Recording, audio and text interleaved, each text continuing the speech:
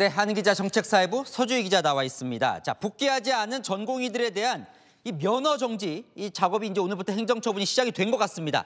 전공의들 움직임이 궁금해요. 네, 앞서 보셨듯 의대 증원의 반발에 복귀하지 않은 전공의 7천여 명에 대한 3개월 의사면허 정지 사전 통지서 발송이 시작됐습니다. 다만 전공의들은 정부의 행정처분 발표에도 되돌아오거나 반발하거나 하는 등 뚜렷한 움직임은 보이지 않고 있습니다. 유일한 전공의 공식 창구인 대한전공의협의회도 별도의 입장문을 내지 않았습니다. 박담 비대위원장은 오늘 SNS를 통해 뉴욕타임즈 등 외신 기자들과 인터뷰를 진행했다는 글을 올렸는데요. 박 위원장은 외신을 통해 주 100시간을 일하고 1시간에 20명 환자를 봐야 해 몇 시간 동안 화장실도 못 갔다며 한국 전공의들의 열악한 근무 여건을 강조했습니다. 전공의들의 집단 사직에 대한 국내 여론이 좋지 않자 해외 언론을 통해 목소리를 높이는 것으로 보입니다.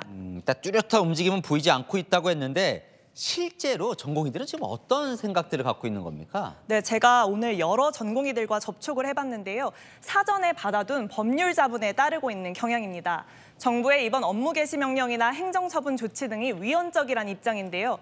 정부는 사직서 제출을 집단 행동으로 보지만 전공의들은 개별적인 판단에 따른 것이란 항변입니다.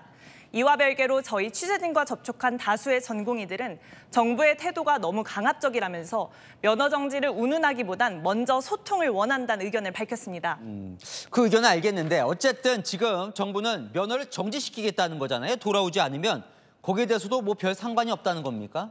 개별적으로는 자신들의 미래와 관련된 것인 만큼 굉장히 예민한 상태입니다.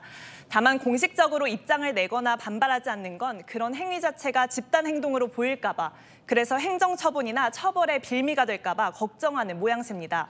또 전공의들 사이에서 이탈자로 낙인 찍힐까 봐 눈치를 보는 분위기도 있다 합니다.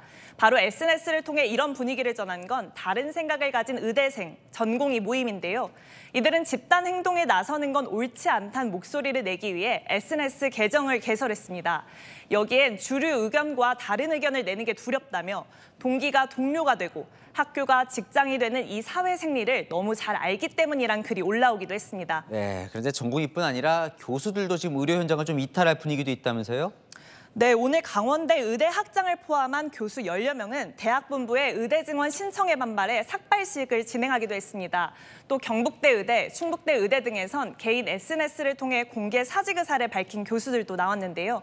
전공의가 다 짊어지고 있는 이런 답답한 상황에 떳떳하게 서 있을 수 없다. 정부의 면허 정지 처분에 분노한다는 목소리를 냈습니다. 3, 4년간의 전공의 과정을 거쳐 전문의 자격을 취득하고 1, 2년 더 숙련 과정을 거치는 전임의들의 이탈도 본격화되고 있습니다.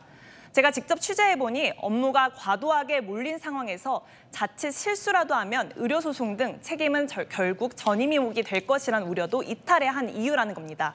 네, 지금까지 한은 기자 서주희 기자였습니다.